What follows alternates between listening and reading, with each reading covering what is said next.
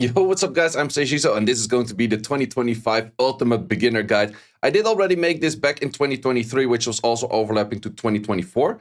There are a whole bunch of things in there which I still do recommend to watch if you're completely new to this game. So in case that you don't know about the mechanics, how to up monsters or anything of doing that kind of stuff, I first recommend to watch the Ultimate Beginner Guide, at least the first half of the 2023 version, because that just explains the game, how the game works, how to evolve things, how to awaken things. And I don't really feel the needs of repeating that every year that I would remake this guide. However, the part in there that does mention like, okay, these are the units that you have to focus on, did switch from 2023 to the 2025 meta, because I recently started this new account, which has a whole bunch of new stuff in there, which just makes the route very fast, a lot easier to catch up. And that also leads into the next question. Is it worth to start playing Summoners War in 2025 either as a beginner or as a returning player?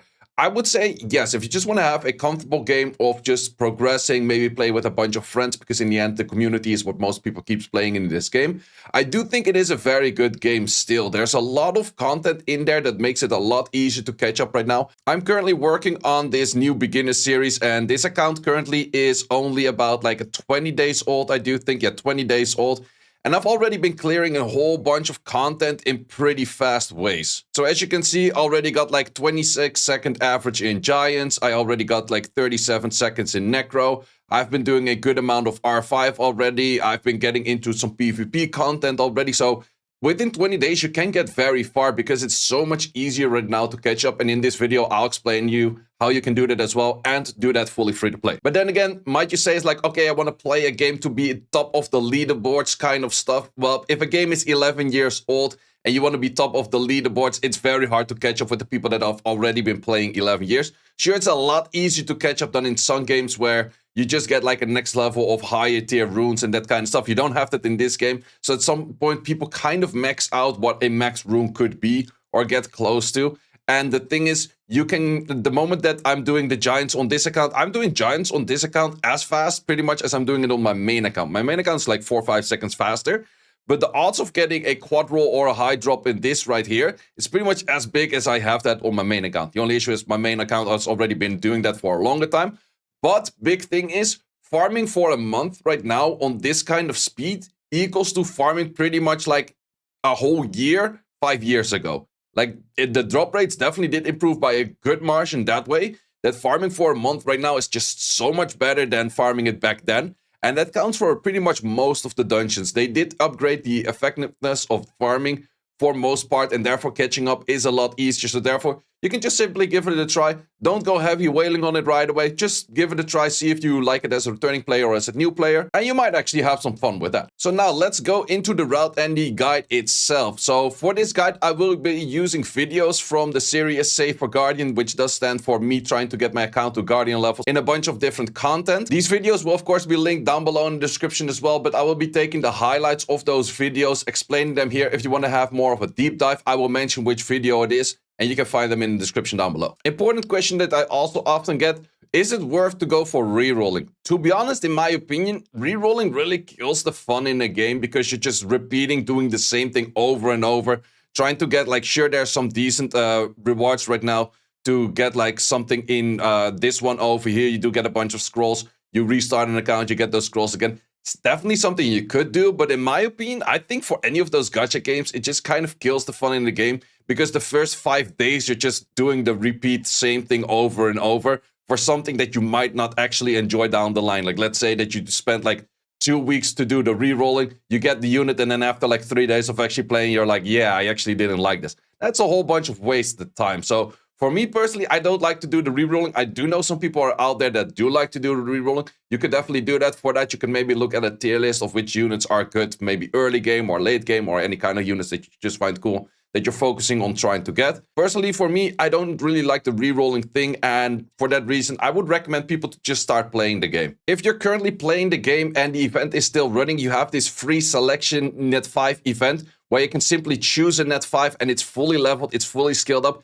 and you can pretty much get this unit about like the first 10 to 15 minutes into the game. I highly recommend you to get the Tesha, which is the Wind Phoenix. It is just so incredibly good for early game content. It's going to blast through everything. It's going to be annihilating the whole battlefield all the time, every time. It's just incredibly good. However, if you do want to continue to play towards the end of the event, I would recommend you to change that towards more of a PvP late game unit, because the Tesher in the end is super strong, but it is definitely something that you could also simply replace by something else. Might be not the best in slot, but it's definitely something that you could say like, hey, I can use something else, but the PvP unit might be that unique that you can't really use it that well. And as you can see over here, it's just one of those units that instantly clears the whole battlefield. So you should be getting this one. Might you ask, where can you find these events? The events are always here on the top right, and there's always some events going on. The selection unit that I just mentioned is the one over here, but also a event that is on a different position that you always do have to check, which is always running, are the events here in the Summoner's Way. When you start the game, you just want to be following the Summoner's Way. I already progressed through all of the Summoner's Way, but you just simply follow this. It explains you a little bit of the game. It gives you a little bit more of an understanding what to do, where to do it, how to do it, and just simply following this will get you very far. One that's also very important to keep in mind is the welcome events, which are here at the bottom. Especially the second event. Definitely do check all of them, because you do get some good rewards throughout, and I will mention them the moment you get closer towards that. But the second one is particularly really good because it does give you a whole bunch of rune sets for free. So you just have to spend an X amount of energy, and with that X amount of energy spent, you do get free rune sets. They're plus 15 right away, and they're actually pretty good hero runes throughout. With this, pretty much the first, I would say, week, maybe even 2 weeks, you don't have to look at farming runes at all. You will get all of the runes for free because you just simply get so many rune sets for free, and there are all kinds of different types of runes of like damage sets, speed sets, despair sets, violence sets. There's a whole bunch of good stuff in here, so therefore, do not focus on farming runes, just focus on trying to get your correct units. And then with the Summoner's Way, you're pretty much going through all of the progression of the scenarios. You just simply at some point get all the way towards the end. You get a bunch of scrolls, and that is the main thing that you're going to be focusing for the first few days. Throughout clearing all of the scenarios and also the Summoner's Way, you will get to a point where you would have to choose a fusion. The first fusion you do want to go for is Veramos. It's by far the best beginner unit in a whole bunch of content, and you definitely still want to go for Veramos. Moment you get a second one, it's probably going to be the Bill because of Raid 5. And then the Panda is definitely a good option to do as well, because he's also really good for Raid 5. For the fusions, you do also get a bunch of free skillups. So keep in mind that you don't have to throw the Devilmons at it, because the skillups, I think they're located on this one over here, if you scroll down all the way to the bottom in this one. So yeah, this is where you get a lot of the fusion material in general, so that will help you out to just get a free fusion. It's also the moment you choose, or you get one fusion throughout the event from here. So you have like, I selected these units for Veramos for the fusion.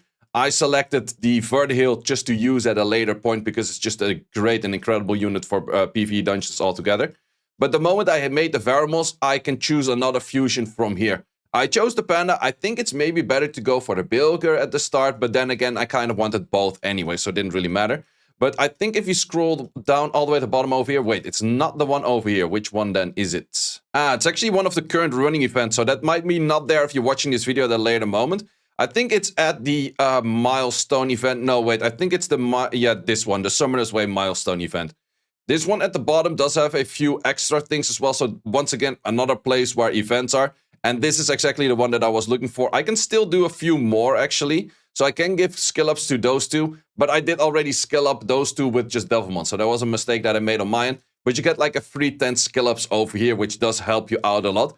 But for Fusion, the skill ups are just there for the moment that this event is running. And I think this event does run out at some point. Wait, let me check it at the top. Yeah, it does run out in 33 days as of making this video. So it might be not there at that moment. I think where you do have skill ups, which do actually stay, is in this event, the fourth one, where you do get skill ups for 4 stars. And you also get a choice on a 4-star. So the moment you get into this one, it takes a little bit of time to get into this one. I'll mention the 4 stars that you get in a second. But all the way down at the bottom here, you get 30 skill ups for 4-star units. So might you be somewhat familiar with this game? It does have Devilmons for 5-star skill ups. We do not have a 4-star skill up mechanic. However, this event does give you 30 skill ups for 4 stars, which does help you out a lot to actually get like a good unit in for that sense. So right away, I can also give my recommendation of what units to get and what route is based on that. I recommend you to start off with a Necro team. And I'll explain a little bit more about Necropolis in a second and why do you want to run for that. But if you want to go for the units on the 4-star, you want to go for an Astar, which is the Fire Magic Knight. Also, I like to call it the Magic Mike. And then we have the Abigail, which is the Water Cannon Girl. Those two are just pretty much a must for the Necropolis, and that will just boost your account a lot. So as mentioned, Necropolis, what does it do? Well, it is a dungeon which has a lot of multi-hits, and because of those multi-hits, like it has one of those shields things which you have to 7 multi-hit, and then it actually dies. There's one very specific theme to it. I will showcase that in a minute, but the idea is going for this because it does give runes which you don't get that much from the Summoner's Way itself, which are the Rage runes, but also Will runes. Rage runes are the best damage runes in PvE in the game, but just pretty much the best damage runes in the game in general. And Will runes give you immunity, so you cannot be debuffed on your first turn. These two runes are that good for beginner game accounts because it just helps you out so much. If you just have a few good sets for PvE early game, anything that you do later on makes it so much easier. And therefore it makes so much more sense to go for Necropolis early rather than going for Giants early or even Dragons early, because Dragons early is just focusing on Violent runes. Violent runes are super endgame PvP runes. You don't really need that early game just yet. Giants sure has a bunch of nice sets as well, with Fatal being a PvE set, but it's definitely worse than Necro by a long shot. Sure, you have Swift, it's really nice, but that's also more PvP focused. If you first create a good base on Necro with Rage runes, you just be zooming through all of the content so much easier, and that's also what I've been doing on this account that I'm playing on right now as a beginner account. The moment you finish all of the scenarios and a few other small things afterwards, you get the Dimension Hole. And Dimension Hole you do want to use to get in the second awakening of units, which just makes a bunch of 3 stars to 4.5 stars, and you make them a lot stronger. There are a few of those that you definitely want to focus on early, which are the Inugami dungeon, for mainly the fire and the dark, the Griffin dungeon for mainly the light one, and in Lumen you also have the Harpo dungeon for the dark one. They are relatively easy to farm nowadays. Back in the days I would say you kind of needed a guide for it of like how to farm it or something like that. But to be honest, nowadays it's just you throw in whatever is runed, and you do of course have to use that one specific unit that you do want to be upping. Let's say this one, well, in this case it is already up, but you just use whatever is runed. It's really not that much of a difficult dungeon nowadays anymore. Just put decent runes to it and it will probably work. And of course, you do want to farm them on level 5 because that is where you get the most amount of second awakening. Also, you have to keep in mind that if you want to second awakening anything, such as, for example, if I want to second awaken this Colleen, you do need full max skill ups to be able to second awaken it. And therefore, you do want to keep a lot of copies, mainly of the Inugamis, but also of the Griffins, for the Colleen and therefore also for the Siren. You have copies of 2 stars, so it's a lot easier to get. But you have to keep in mind the units that you do want a second awakening, you do want to have multiple copies of, and you're going to be needing more than multiple copies of. Plus, if you want to skill up the units that are already second awakened, you cannot use another, like just a normal awakened. You have to get another second awakening to actually skill it up, or you have to use a Devilmon. In most cases, early game, I do recommend to just get multiple copies of it. It will take, however, a bit of time. For example, I've been doing this on the Karazhan already for the Shaman, which does have 1 skill up in this one right now. But it does mean that I have to go through the process a few times where I have to create any of the family. You probably have to be looking at which has the fewest amount of skill ups because that helps out. But you have to get that unit, you have to get it to max skill. Then you have to do the whole awakening process, the second awakening process. And then you can second awaken it and then you feed it to the Shaman. Takes a little bit of time, but it's definitely something that's definitely worth it. Because for this one, for example, you get a turn cooldown reduction on the skill 2. So rather than using it every 3 turns, you can use it every 2 turns. It's just so much better. A great way to learn a lot about this game at the moment is the mock battles. You might be familiar with the mock battles back in the days, which were super annoying. You had to clear it in a certain amount of time, and it was annoying to do because you had to do the right inputs at the right moment. It was definitely an annoying thing to do, but they definitely changed that altogether right now. Whereas they just have objectives. So you just have 2 objectives. I'm kind of sitting in front of it. It's apply defense break and clear without taking any damage. And then you would have to read the skills of like, okay, which of the 2 units does apply the defense break? Oh, we do have defense break on this Galleon over here. Let's just go for that. And you go in there. And it doesn't matter how many turns you take it, as long as you get the achievements or the goals that it was meant to do. So in this case, it's just simply time to load. You go for the AoE hit and you learn something about like, oh, this is where defense break comes from. But they also give the other mechanics of like, oh, this is anti-revive, or this is like, oh, it gets an instant additional turn by getting like doing a skill on full HP and all of that kind of stuff. And you do get a decent amount of rewards from it. But the main thing is you get a very good understanding from the game because they have a lot of mechanics of saying like, okay, you do have like you counter something by having the right elements, or you learn something about provoke, or you learn something about ignoring defense or placing bombs. Like there's a whole bunch of good stuff in here. And the moment that mock battle is available, I think it's available around like level 15 to 20ish. Don't add me on the exact number on that. But the moment it is there, I definitely do recommend to just simply sit down, read through the skills, learn a lot about this, because I think that this is probably one of the best ways to get back into the game, to learn a lot of the game mechanics, but also as a beginner playing to understand a lot of the game mechanics, because otherwise you're seeing a lot of stuff happening and you're like, okay, this unit is good, but I have no clue what it's doing. Here, you can learn a lot of units. Sure, you learn all of the units, but you learn a lot of the mechanics. As you progress through Summoner's Way, at some point you will notice that you get skills in here which are just global-wide skills. There used to be the Glory Towers where you had to do a shit ton of arena, like a really lot of arena, to actually get all of the Glory Towers max. Currently, it's just simply sitting in here, but they're level capped at some point. So I think this opens up at level 20 or level 30. And then you can only do the first 5 levels until you go like 10 levels higher and that kind of stuff. So that's definitely something you have to keep in mind.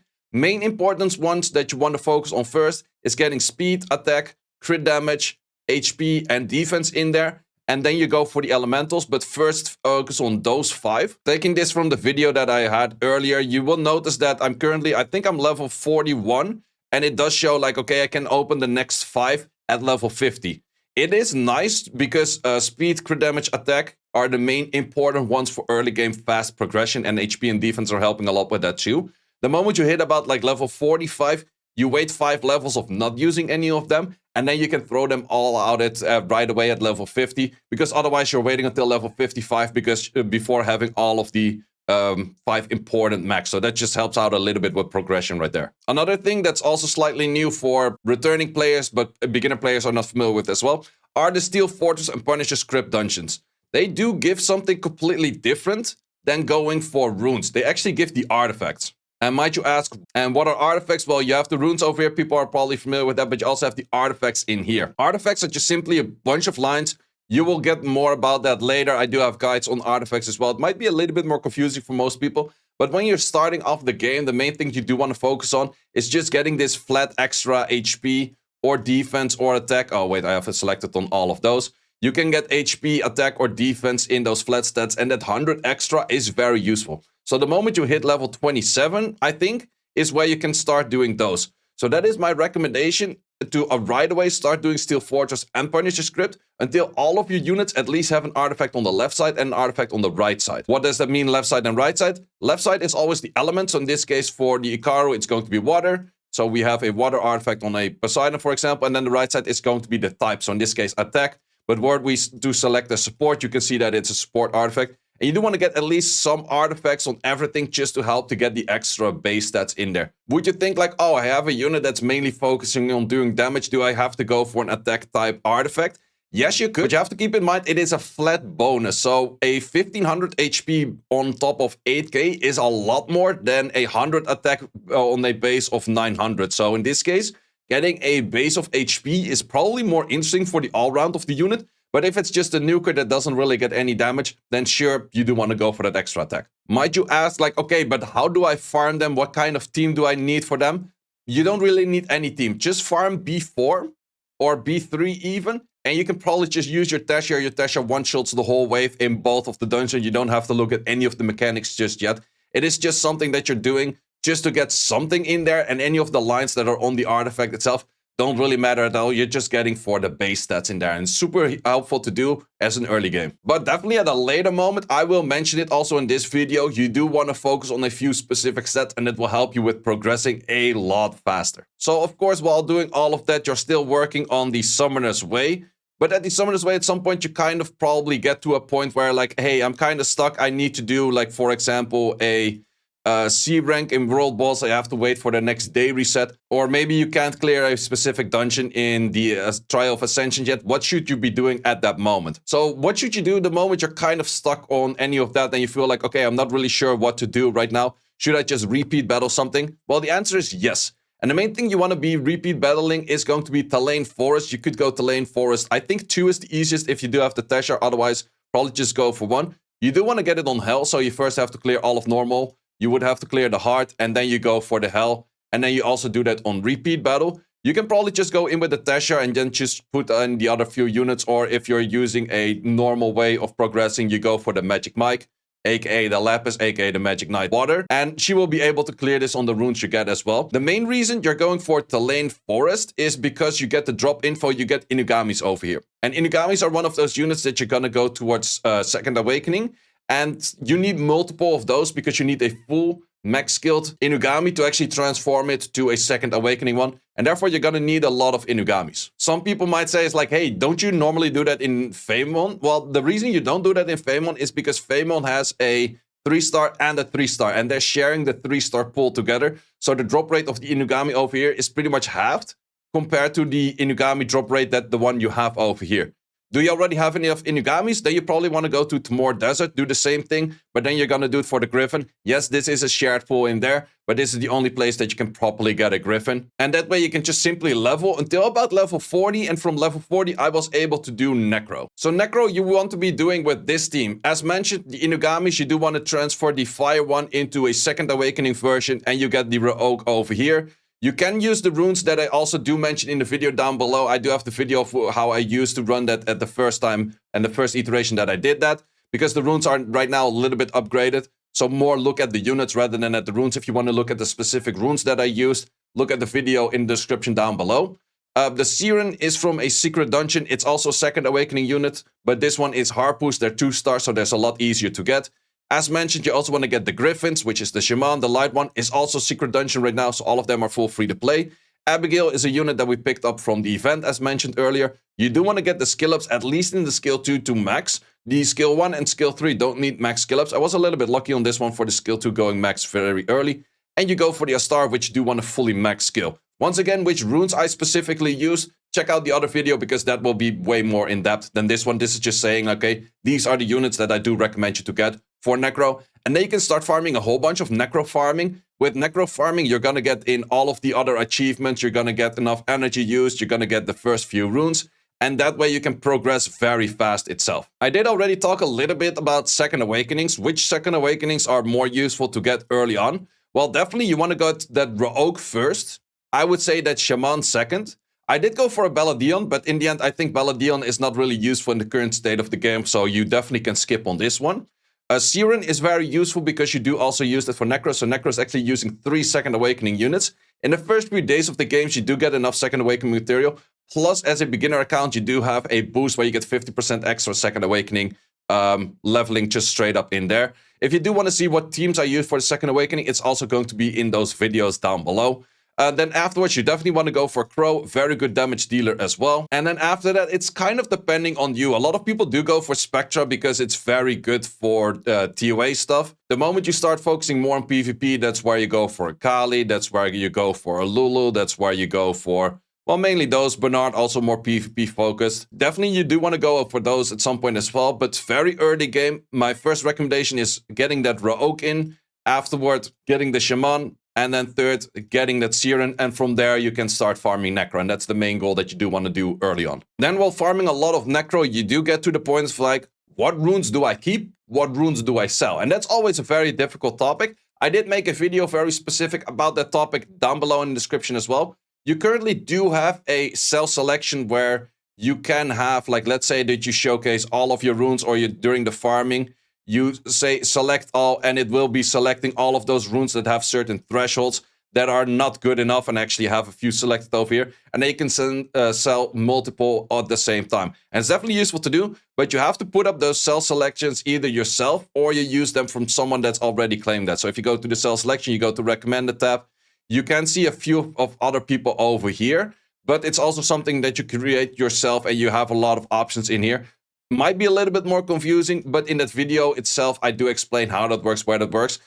The only big issue that I still have on this one is that you get your runes as a +0, so you don't really see the stats on a +6 or a +9. So therefore, you can't really fully go for that. Hopefully, when you're watching this in the future, we do already have the update where runes maybe instantly come as +6 or +9, and then the cell selection would be a lot better. But you definitely want to be looking at the cell selection. I also have another video of talking a lot about, like, okay, the moment that you upgraded your runes, what should you keep, what should you sell? It's always a bit of a difficult topic, but that video is going to be down below in the description as well. It's a bit of an older video, but the concept is still exactly the same, and it's very important to kind of have an understanding of that. However, in the early game, you can definitely farm up a whole bunch of slots before you actually have to care about it.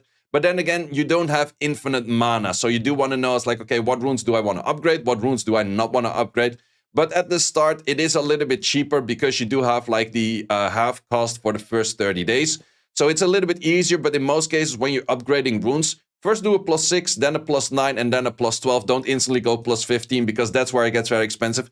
And you don't know exactly yet which rolls are going to be good for you or not. So in most cases, let's see if we do take a rune. We have a rune over here. Sure, I could say like, oh, if it rolls full in speed, it's super good. But I first check it if it rolls in speed. If it doesn't roll in speed at all on this kind of stats and everything, it's right away a sell. So I saved myself a good 400k mana on this by not going like instantly on the +15 or even the +12. I still saved like a good amount of like 100k or something. After that, main thing you do want to focus on is R5. So you did do a good amount of Necro. You already got a good amount of Rage runes in there. You got a decent amount of Will runes in there. I did Necro until about like level 55 to level 60. I think that was a comfortable spot for me to transition into doing Raid 5. You can do Raid 5 with other people and then you just use one of your teams, but you can also have the possibility to do R5 solo.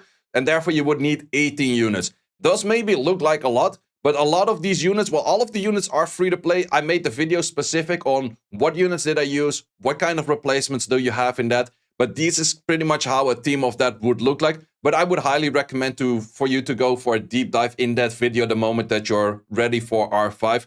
Because that just explains it a lot more, how I did it, where did I get the runes, where did I get the units. And simply what are the mechanics, what do you have to focus on, and what units are very good for this. And once again, all of those units are free to play obtainable. Then after farming a whole good amount of R5, which I actually did all the way to like level 90, 95, maybe even 100. And that's why I switched into Giants. And Giants is not something that I ran this way right away. Well, pretty much similar team. I didn't have the Luna at first. I was just doing it with the Shaman as well. Works perfectly fine. But this is where you start transitioning to your dungeon, which is more focused on getting into PvP kind of content. So that could be either Siege, that could be Arena. But both of those two content are very well by the drop rates of this dungeon because of getting the Swift runes and the Despair runes. But mainly the Swift runes. This is where you get your speed runes. And as long as you outspeed something, that's where you can instantly kill something. And that just works out very well for you to not have to do a bruiser fight. Because if someone has better runes than you in the bruiser scenario, but you outspeed them, insta-kill them, that is how you can get a bunch of victories in there. So that's why I transitioned into Giants from this point on and not into Dragons. Because Dragons is getting those bruiser fights in. And you're probably going to be losing those bruiser fights early on. Because you don't have the rune quality that someone else has. That's already been playing for months. But if you just outspeed them, insta-snipe them, which I will showcase a few examples of, and also will showcase my first Siege video in the description down below, which is the guild content of PvP right there. It just helps out a lot to get that in. I haven't been doing that much of Arena on this account yet, but I have been crafting an Arena team. And with that, I also do need a lot of Giants runes. So actually for the last few days on this account, which is also the current state of this account, I've just been mindlessly farming an insane amount of Giants. And as you can see, I still have to upgrade a lot of those runes that I did put in Giants. But that is kind of the way that you're going for at some point. You're just farming a lot of runes and then you're trying to see like, okay, where do I get my upgrades and how can I use that for the next content? But it's always good to have a certain goal. It's like, okay, I want to be doing better in Arena, in normal Arena. What kind of dungeon do I have to do for that? What kind of units do I have to pair with that? What kind of things should I focus on? And which also does transition into what units should you focus on in general? So these are the units that I have after 20 days. And I think a lot of the PvE units, I would say even all PvE units are pretty much in here already.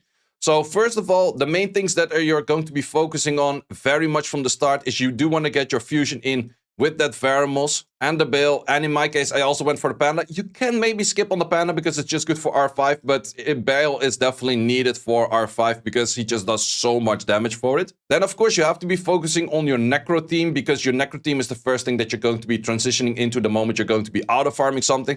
So that's going to be, once again, that Astar, that Abigail, the Rook, which is a second awakening Inugami, the Shaman, also a second awakening of the Light Griffin, and the Siren, which is also second awakening. Might you not know exactly where units come from? There is a website also in the description down below, which will explain a lot about the units, what kind of skills they have, and just simply also where are they coming from? Are they coming from a secret dungeon, or you just have to summon them, or maybe you buy them in the guild shop or anything like that. It definitely does help out a bit with that as well. Then after that, I think this was the easiest place to just show all of the units. You want to be focusing on all of those units that you see here on the screen for your raid 5. Might take you a little bit of time because there's definitely a few more units in there. But the friend you do get for free, the Star Rogue you do already have. The Panda, also a fusion, but you could replace it maybe by something else. But I do still really like the Panda.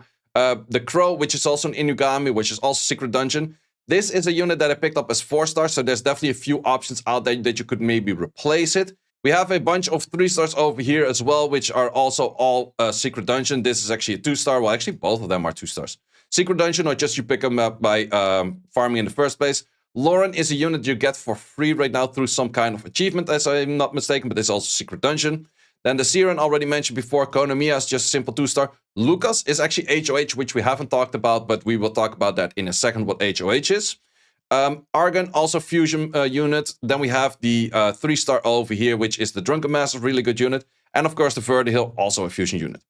So let's talk about the HOH. HOH currently is a event which is going to be running for a decent amount of time. So if you're still watching it while this event is running, definitely make use of this event. Every week you can choose your own HOH from any of the HOH what came earlier. What is HOH? Well, they just pretty much open a dungeon for the whole week. Normally it's for a weekend, where you farm a special selected unit that you did select yourself. Units that I do really recommend to go for, especially early game, is going to be the Neostone Fighter Light, because it's really good in the Rift Beast. It's something that I haven't really talked about that much yet, but at some point you're going to be asked to do Rift Beast. I do mention those in my videos as well for the beginner guides. They're mostly not that difficult. You just throw at it, like, for the right element, the best units that you do have for it. But Lucas is one of those units that works for every element, and it works very well.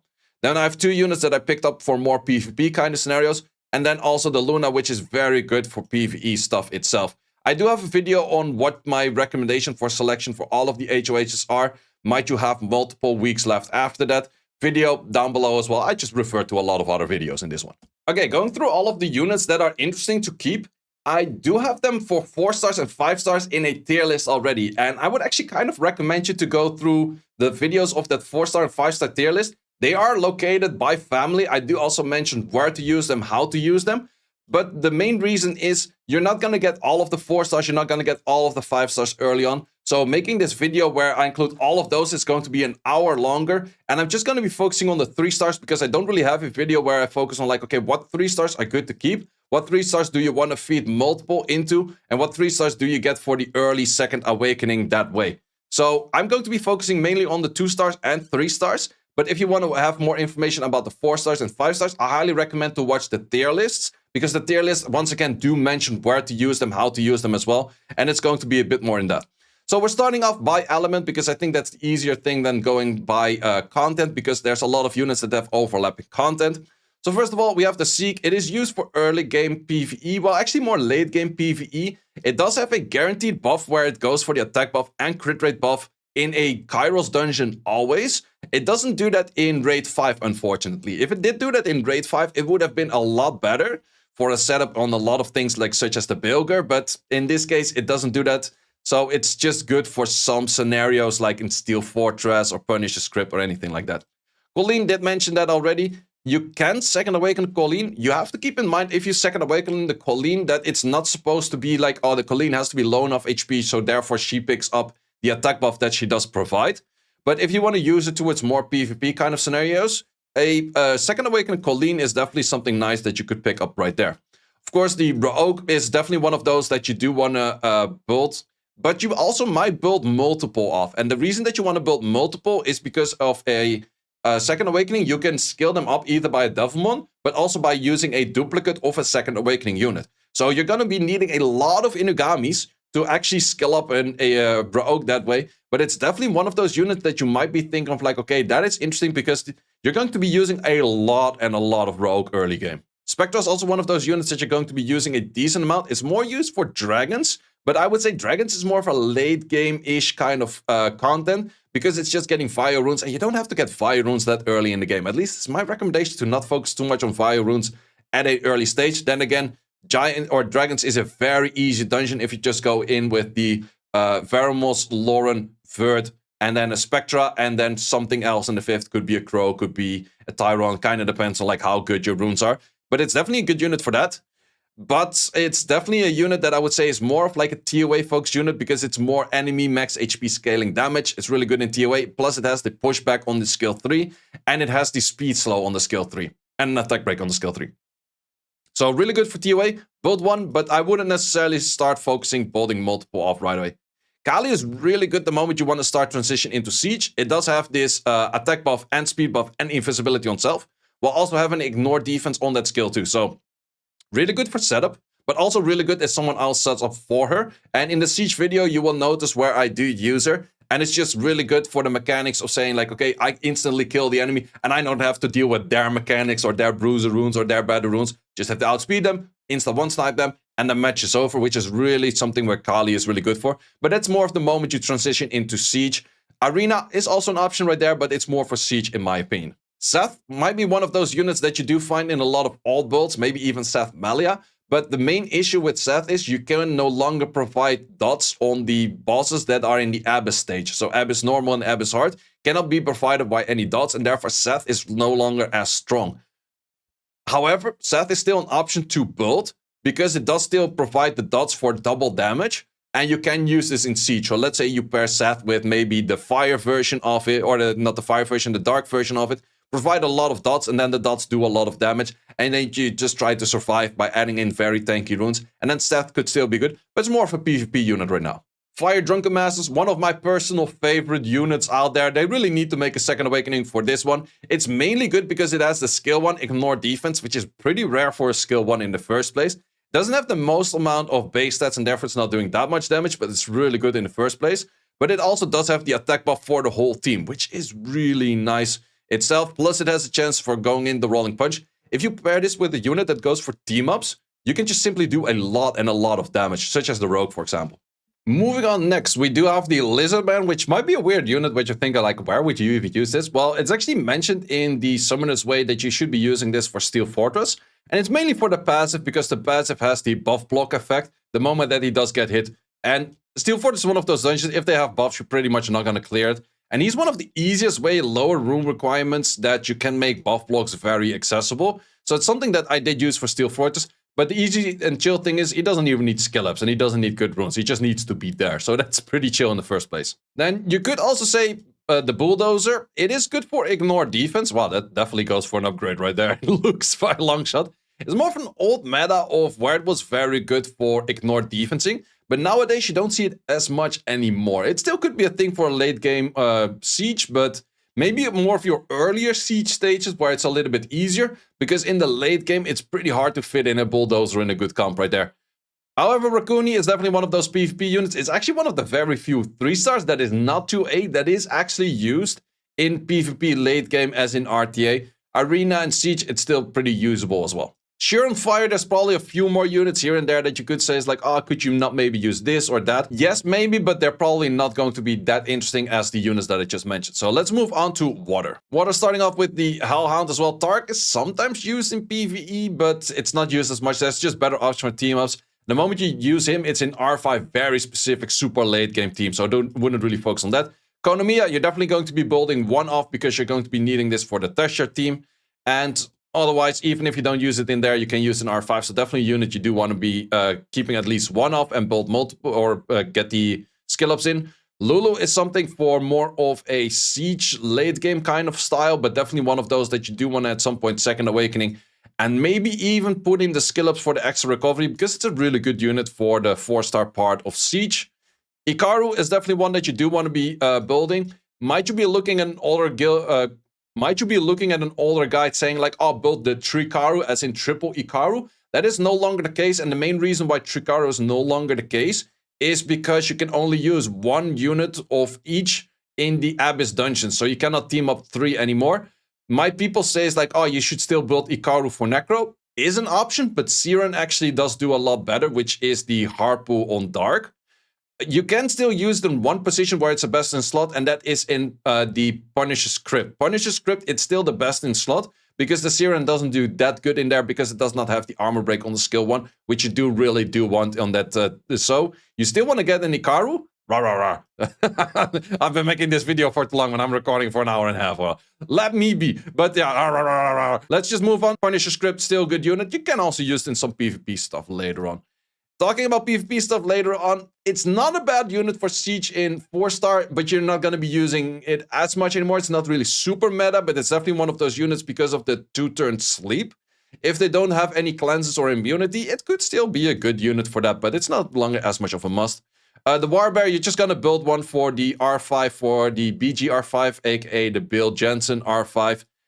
You're going to build one, but you're not going to really be using much more than just of that low level thing.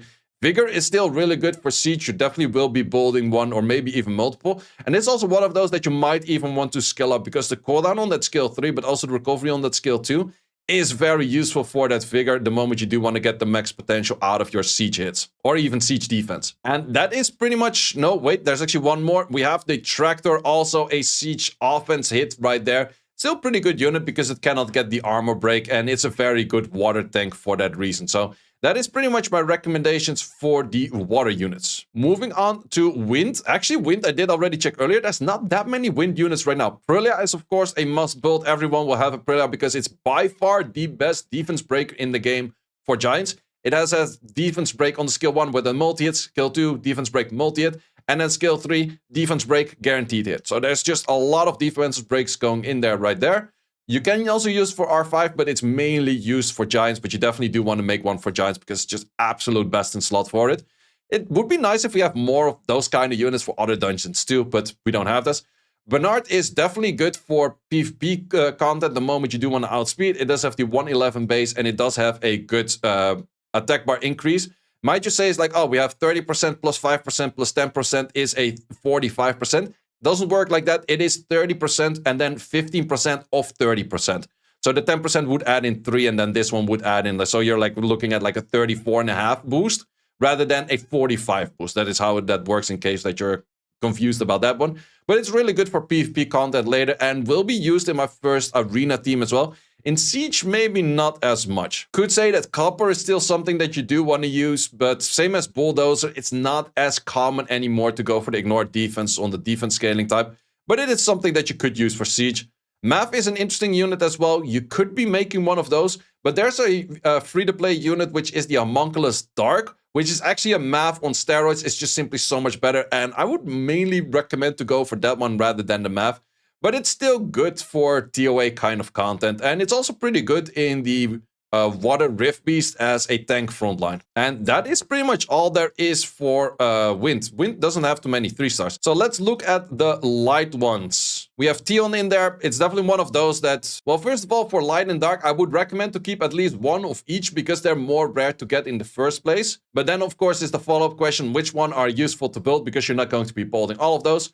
Well, Tion is pretty much similar to a Konamiya, but you definitely do want to be building one of those, mainly for some kind of boosting up by Lucian to do a lot of damage or anything like that. Balladion is no longer used as much. I thought in my route that I would be using it, but to be honest, I'm actually not using it that much at all, so not really a must build. We do have the Shaman, which is a guaranteed build because you're going to be doing Necro, and it's just incredibly good for Necro for a whole bunch of ways. Because it does do very good damage for the skill 2, but it also does take less damage from Dark and does more damage to Dark.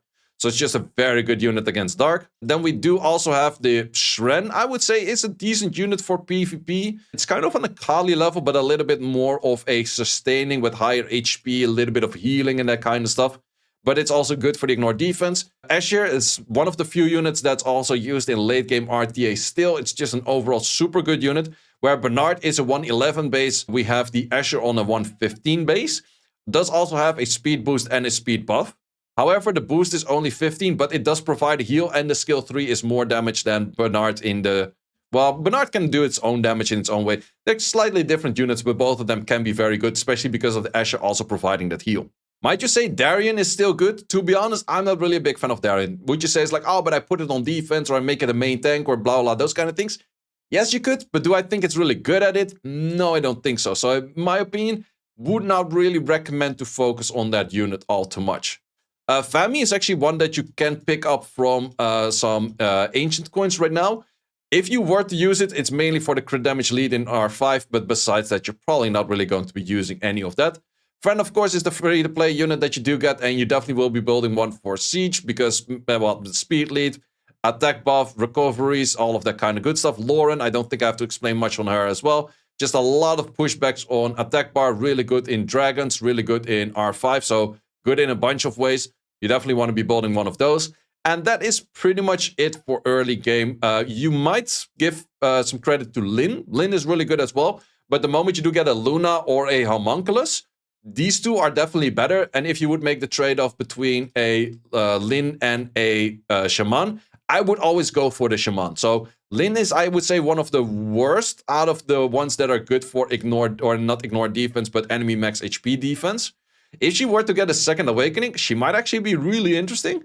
But until that time, I think a Homunculus Wind or a Luna would just simply do a lot better. Moving on to Dark. Of course, you have the Crow, really good in R5, really good damage, really good in Punisher Script. Could even use it in Steel Fortress, could use it in your first Giants team, could use it in your first Dragons team. Overall, really good unit because it does do that damage by enemy having debuffs. Plus, it also provides that branding, and in general, just has a really good damage output. But then again, is it necessarily really a best in slot in any of those? Not really. Maybe just in 1 out of the 5 or 6 dungeons. Well, maybe 2, because I would say in Raid 5 and also in Punisher Script, it's probably best in slot. But then again, there's definitely things that could outshine it at some point. Jilton is one of those good dark tanks that you do want to build one of for Siege at some point if you want to tank something light. You do have the Jansen that you do want to build one for the Raid 5.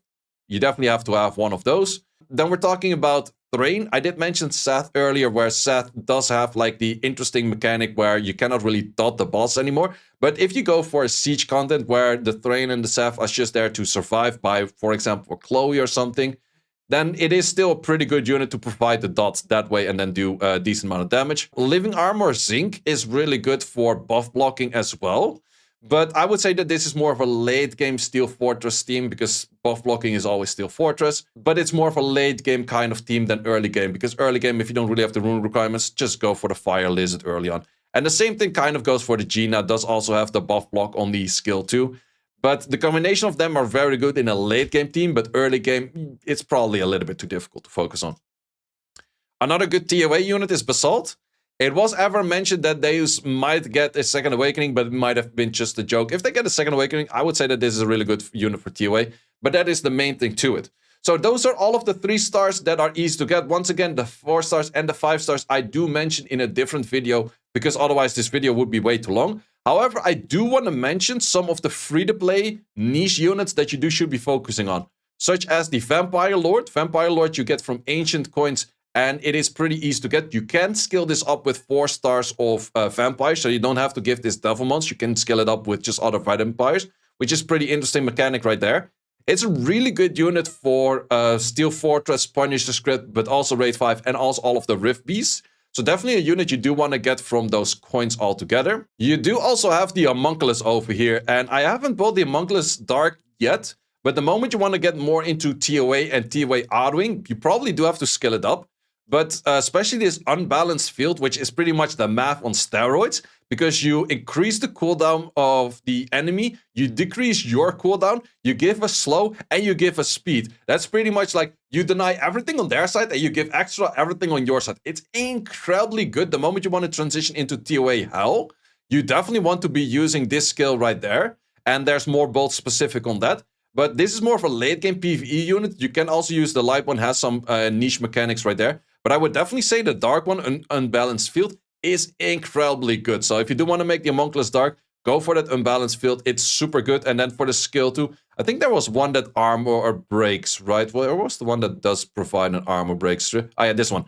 The armor break, the weakened one on the gamma. That's just super good as well. So that's definitely a honorable mention right there for units you could focus on and where to use them, which is not mentioned in the other video. For Wind, there's also one to mention, which is the Wind Homunculus. People might say it's like, I still like the Water Homunculus for the AoE hits and blah, blah, blah, that kind of stuff.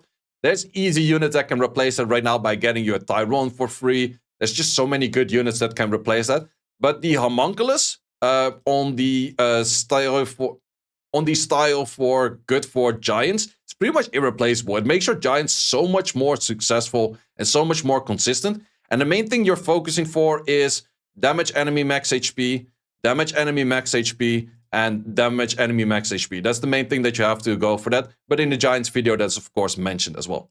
Then Fire also has one special unit in there, which is the Shadow Claw. Also, you get that from the same position as the Vampire Lord, which are the Ancient Coins, and the Ancient Coins you're getting through events. And it's just a really good unit. You could use it in late game PvP. It's definitely not that bad in there. It does have a good amount of damage with strips and all of that kind of good stuff. But it's also pretty good as a dungeon lead for 33 dungeon crit rate. It is mainly good, I would say, for Steel Fortress. But you can also definitely use it in Raid 5 because it does have a branding, but once again, also damage for enemy having more harmful effects. And that is definitely something that does happen more in R5. So with all of that, you're pretty much already out of the begin game. You're already farming Giants, you're farming Necro. Dragons you could definitely farm because it's super easy. There's a whole bunch of guides for that out there. And you can just progress towards getting into Arena. You can progress getting into towards guild content. But there's definitely a few tips that I can still give. I actually have a very good tip video for 2025 tips for Summoner's War. I would highly recommend you to watch that video the moment that you're more about like the mid-game-ish, because a lot of things right there can help you, but I also give a few tips that are more beginner game focused. If you do the scenarios, you do see that I clear all of the scenarios already on Hell. You do get a few extra rewards for clearing everything on Hell, and it just helps out. So the moment you're kind of stuck in progression, then that is something that you could focus on thinking about, like, hey, maybe I just want to do a few of those. You get a bunch of artifacts, you get a bunch of Devilmons, and it definitely will help you out to get a little bit of progression. And it will take a little bit of time, but at that point, you're also just using your energy and you're just getting in more rewards. Another interesting thing to look at is getting the right buildings. There's one building that gives you energy, and there's two buildings that gives you crystal over time, which is the Dragon and the Golem. But this building that gives you energy is kind of like in a position which might not be found right away. So if you go down to buildings, you can check right here which buildings you would have to buy. So the energy extractor is definitely something you do want to get because you do get a little bit of energy over time. You do want to get all of those to get extra energy storage as fast as possible. You do want to get the Crystal Dragon because at some point it does cost you a bunch of crystals at first, or it's just the Crystal Golem. The Crystal Golem is actually you buy that through the shop and then buildings. But you do want to get it because at some point you get back your investment in that right or like after a bunch of time. A thing that you also do want to get is the Dimensional Hole energy charge rate increase. With that, you simply get more Dimensional Hole energy and then you can get more 2As in. Of course, you could say like, oh, why don't you get the storage ones as well? Well, in the end, if your energy storage is never full, if you're never overstacking the 100 that you have over here, you don't necessarily really need the extra storage, but it can just help you out a little bit. Then when you're trying to get out of the begin game, at some point you might kind of get stuck on progressing to another dungeon. I didn't have that much with Necro at all. I didn't really have that much with R5. I think those I could do very simple without being stuck at it at all. But I definitely had it with Giants, where it's like, oh, my team is just simply not doing enough damage. Should I be going back into Necro trying to get more runes? Should I be going back into R5 getting more grinds? The answer is actually getting better artifacts. And I haven't spoken that much about artifacts rather than just get an artifact for the base stat. Don't mind these two things. They're like slightly unruned because I took the rune for something else at the moment. But the main thing is getting a better artifact. Let's say your Tesher is looking like this, but your Tesher doesn't have an artifact that has 13% extra damage on water because it is a wind unit trying to do damage on a water elemental boss. I'm just doing straight up 13% extra damage. If you're trying to get 13% extra damage from runes and grinds, it is a lot more difficult to get. Whereas getting those 13% extra damage from just this artifact alone is really good. Plus, we also have an extra line in there for extra crit damage. The crit damage more, the crit damage low might be a little bit confusing. I do have a video that explains all of the crit, well, not all of the crit damage lines, but all of the artifact lines that are out there. How do they work? Where do they work? In the description down below. So definitely do check that one out because artifacts might be a little bit more of a confusing topic for a lot of people. But if you take your time to read into it, it actually makes a lot of sense and it will help you an insane amount. So at some point I did actually take like about 1 or 2 days to farm on the left side artifact. Left side artifact is being the Steel Fortress artifact. Right side artifact is the type artifact and therefore also the Punisher script artifact. Punisher script and type artifacts are a little bit less interesting because they just have like crit damage increases. They don't have an elemental damage increases. And the left side artifact, therefore the Steel Fortress artifacts, also the elemental artifacts do have elemental damage on certain things as well. So the elemental damage of elemental minus might be very good for tanking things in Siege or Arena. but the damage on element are very good also for Siege and Arena because of clearing the right element. But they're way better for PvE dungeons, and this really does boost your damage output by a lot. Let's say that your Luna is supposed to do an X amount of damage and therefore always kill the boss. Well, let's say you have a maybe better Rune Luna than I do, but you don't have a 15% damage on water. I'm probably still doing more damage because of that 15% on water. Might take you a little bit of time to get the right artifacts for that, but at the start of artifact farming, just keep all of the artifacts that you're farming. I do have a video of my process of farming the artifacts in the description down below as well. But simply keep all of them, and then after just a day or two of farming, just check what you can use and then go from there and then try again. Because that's definitely one way to improve a lot of those dungeon thieves. And it's just really good to have a decent base of artifacts so you don't have to look at it for a little while until you go back to it. And then maybe you're at some point going to be farming artifacts for a whole week or 2 weeks. Of one of the 2 dungeons, or each dungeon 2 weeks, and then you're probably done with artifact farming for probably a whole year or something like that. But it's definitely something that if you first farm for a year and then you start doing that for a week or 2, you have been missing out on that progression for that whole year because you could have been doing a lot of the things either better or just faster. So definitely go into a little bit of artifact farming early on. But as mentioned, check out what are all of the lines. So each individual line, what do they mean? Just to understand them, and also check out the process of how do I get to artifact farming, because the dungeon is not necessarily hard, but you have to get the right units in there. So with that, you are out of the begin game. There's no real hard definition of like what is begin game, what is end game, what is mid game. But I would say that the moment you're transitioning in towards focusing on PvP content, whether that's Arena or whether that's Siege, I would say you're already kind of in the mid game or like early mid game, whatever you want to call it. But you already do have all of your dungeon teams set. And how long does it take me to do all of this? Well, I did this on pretty much a 20-day account. Well, the account's currently 20 days. I would say that I'm already transitioning into that for the last 2-3 days maybe. But more of a comfortable playstyle, I would say maybe take a month or a month and a half, and you'll probably get there at some point. Also, don't feel stressed about it if it goes a little bit slower, because in the end, this is really a knowledge game. And the more knowledge you have, the better you will do. And the more you will progress and the faster you will progress. Therefore, there's a lot of videos in the description down below, which I did refer to throughout this video here and there. But if you check all of those, you can pretty much replicate the same style of teams that I use, the same style of path that I use. It just progresses so much faster. If you have any friends that might want to use any guides, send them this guide. And also, if you like this kind of video, subscribe to the channel. I will still be playing the Save for Guardian account, and I will still be adding more videos to that playlist, so you can also keep track of the playlist. Or simply join the Discord, because in the Discord, I also have this chat for progression help. And within the progression help, you can get a lot of feedback from other players. Maybe not necessarily me, but there's a lot of people that are very willing to help. And maybe you can make a friend or two. So guys, thanks a lot for watching for this one. If you haven't yet, please subscribe, because I've been recording for about 2 hours right now and I have to do a lot of editing work. It's definitely a lot of effort that goes into this video, but I do also want to make one of those videos probably every year, especially if the content does change a bit from time to time. Guys, thanks a lot for watching once again, and see you as always in the next one. Thanks for watching. If you would like to see more guides, join the Discord and check out the content tab for the guide video archive, which contains all of the guides that you might need. Hope to see you there.